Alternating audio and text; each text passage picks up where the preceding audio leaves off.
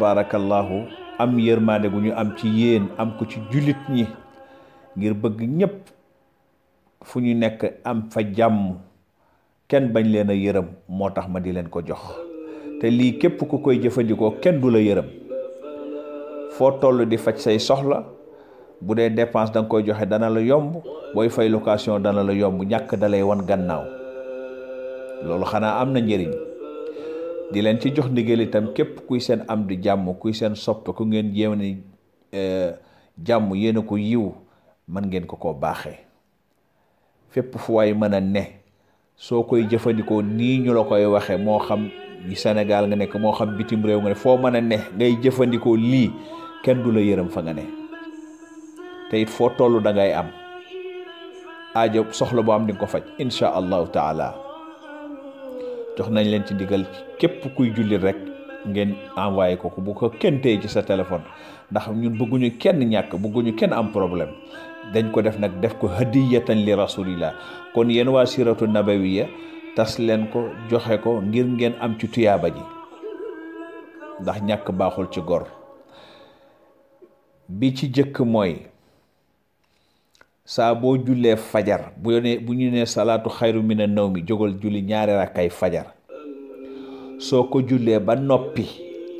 nga jàng fatiha def salaatu ala nabi benn yoon daldi jàng inna anzalnahu fi laylatil qadr 11 fois fukki yoon ak benn inna anzalnahu fukki yoon ak benn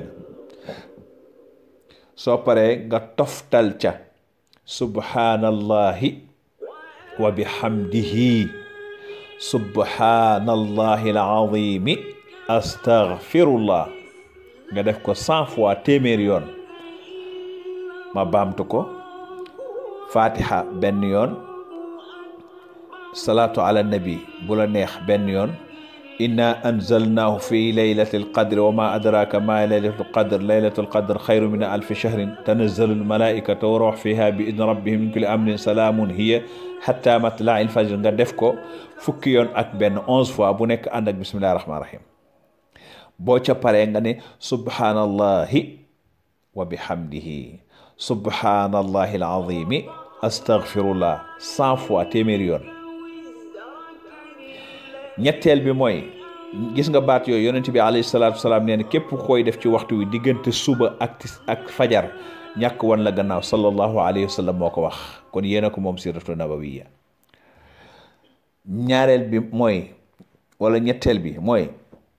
saa yoo génnee sa kër ba jël siwaat booy dugg sa kër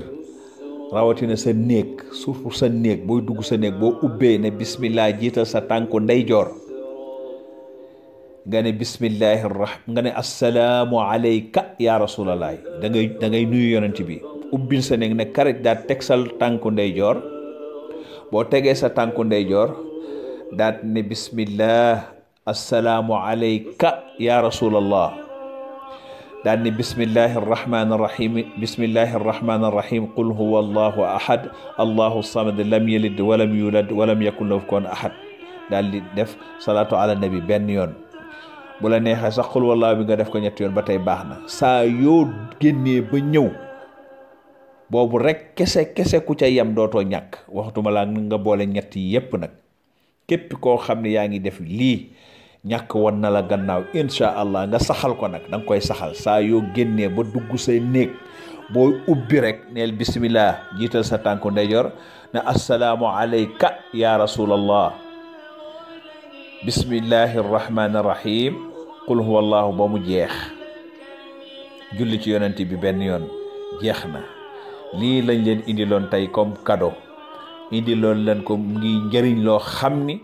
jullit yépp laa ko yéene ngir ñàkk gi dafa metti tabaarakallahu te ñàkk baaxul ci gor képp ku ko jot nag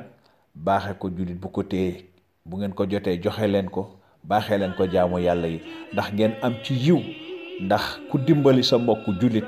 boo amee jafeñ-jafeñ yàlla dimbali la te fi mu ne problème mu nit ñi ñëpp mooy ñàkk te ku koy saxoo kenn du la yërëm insha allahu taala kon nag tabaarakallahu